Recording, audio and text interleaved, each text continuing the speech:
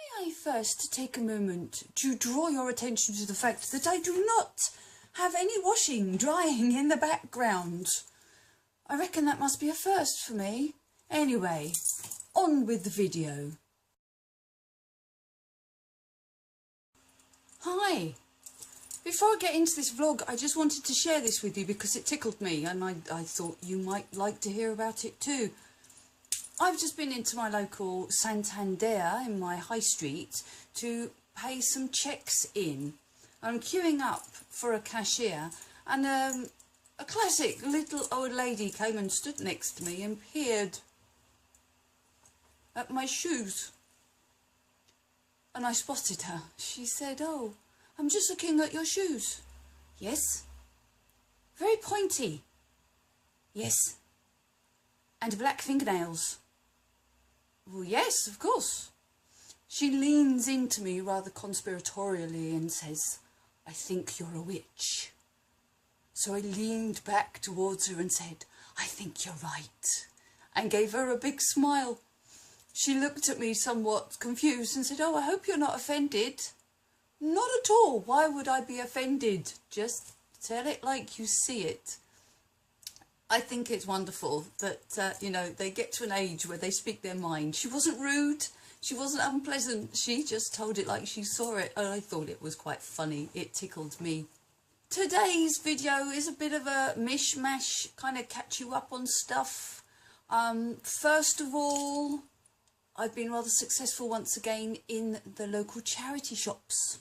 I struggle sometimes with nice going out tops.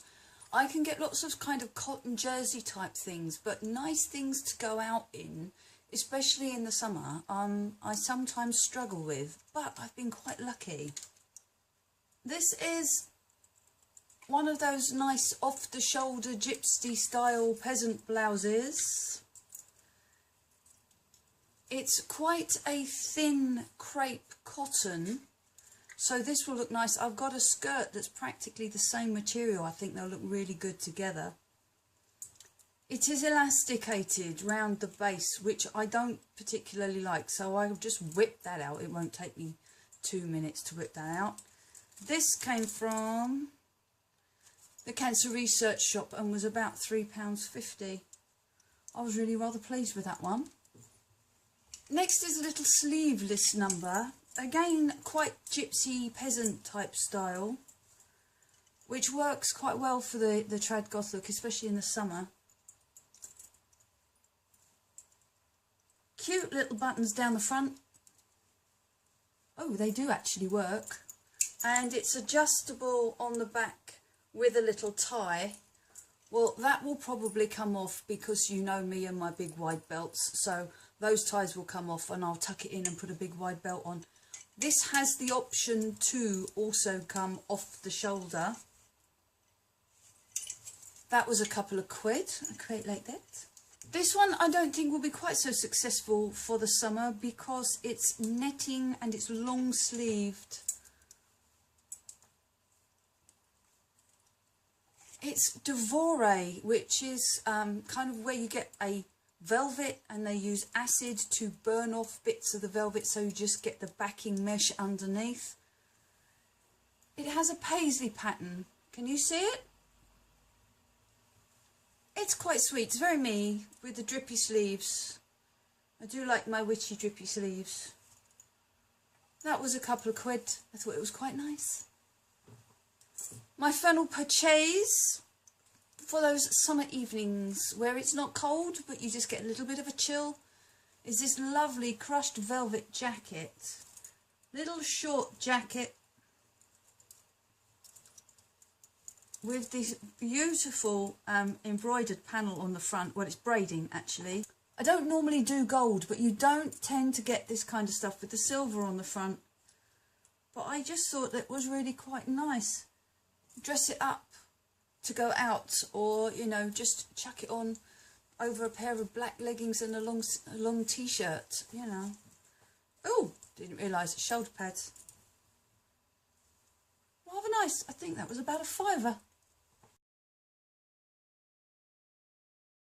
I don't generally comment on makeup brands and stuff, but I did just want to have a little word about the whole circus surrounding the Makeup Revolution light and shade palette, the rip-off of Kat Von D's Shade and Light palette, and the hoo-ha that it's created. I did actually comment on Kat Von D's Facebook page after she put up her post about it. I'm not a palette user, but if I was, I wouldn't be able to afford the Shade and Light palette. I'm in the UK for a start, so I've either got to go onto the Debenhams website and order it and have it shipped out to me, or I have to go into London, which for me is not too bad because it's, you know, it's half an hour away. But then I've got to get to London and I've got to go and purchase it, so there's my time as well as the fare and everything else there. Or else I get it shipped over from the States at ludicrous prices with ludicrous custom charges. Makeup Revolution, I can go into my high street and get it from Superdrug. Now, I can understand her getting a little bit upset because of they've nicked her style of artwork, and you know the actual layout of the palette is practically the same. So yes, I get that, but I did find it somewhat ridiculous because, let's be honest, people who are buying the Makeup Revolution version of her palette are doing so because they can't afford her palette. And if the Makeup Revolution one is a reasonable dupe, we know the quality is not going to be the same. We know that the colour payoff is not going to be the same. We know that the pigmentation is not going to be the same. But for those of us who can't afford that kind of money, or don't see why we should be spending out that kind of money for makeup, for heaven's sake, the Makeup Revolution version is a good deal. She's not actually losing any customers because of the Makeup Revolution version, because those people that have bought it wouldn't be able to afford hers anyway. Now, it so happens that I have got one Kat Von D liquid lipstick. This is in the shade Nosferatu. I wasn't actually overly impressed. It's not opaque straight away. The layers do need to be built up because it is quite patchy.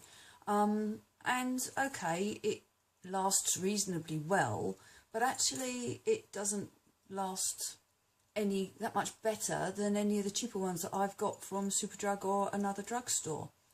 So I went into town today because this is actually running out, and I do like a real dried blood dark red.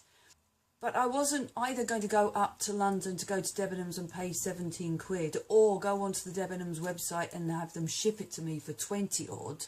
So I thought I would see if I could find a reasonable dupe. Let me just swatch this one for you. I dare say most of you are familiar with the colour. So this is Kat Von D's Nosferatu. Hurrah for NYX. We now have NYX in our high street.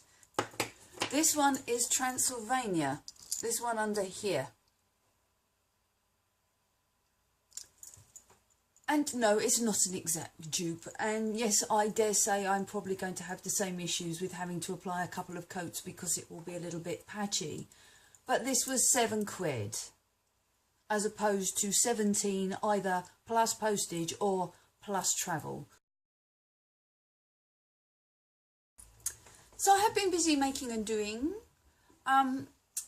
We have almost finished the bathroom. It's still not done, and it has been going on for rather too long now.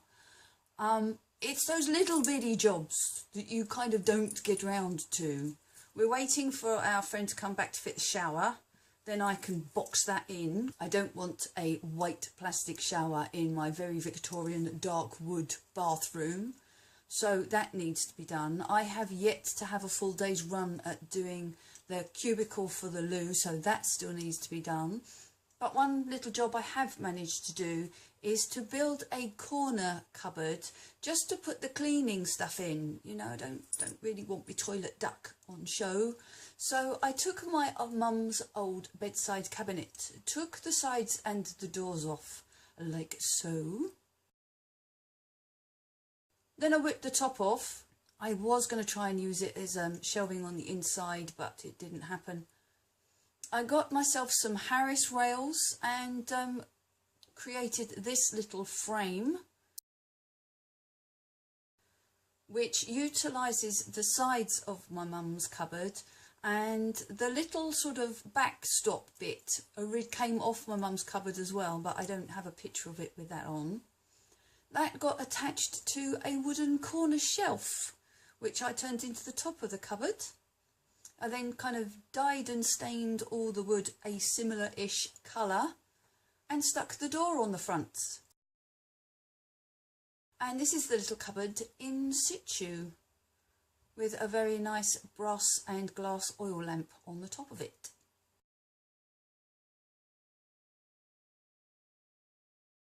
As you know, having gone up in status, we have got ourselves our lovely new tent, and everyone else seems to have got bigger tents as well. The BFG decided he wanted a double bed for his new tent, so we've done a bit of a deal with him. He has bought us a new one, which is slightly more befitting our raised status, and he's had our old one, which is kind of rustic and chunky, perfectly functional.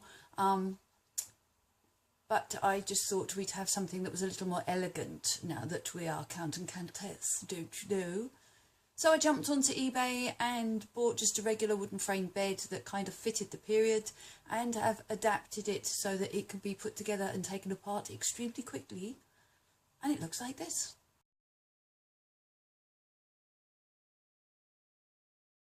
It's coming up to Easter. It will be Easter this weekend coming, and we are off to Glastonbury.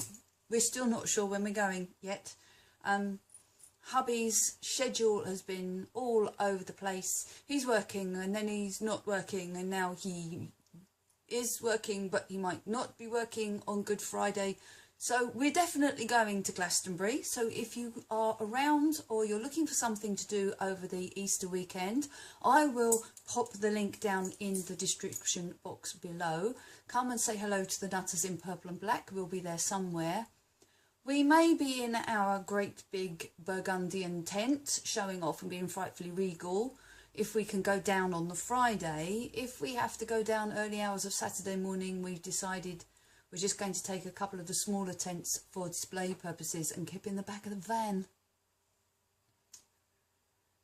We've been making the most of the nice weather, and I shall leave you with a little video and some pictures of our trip from Kingston to Hampton Court down the Thames, and then some of the pictures from the courtyards of Hampton Court Palace. Until the next time, take care. Bye.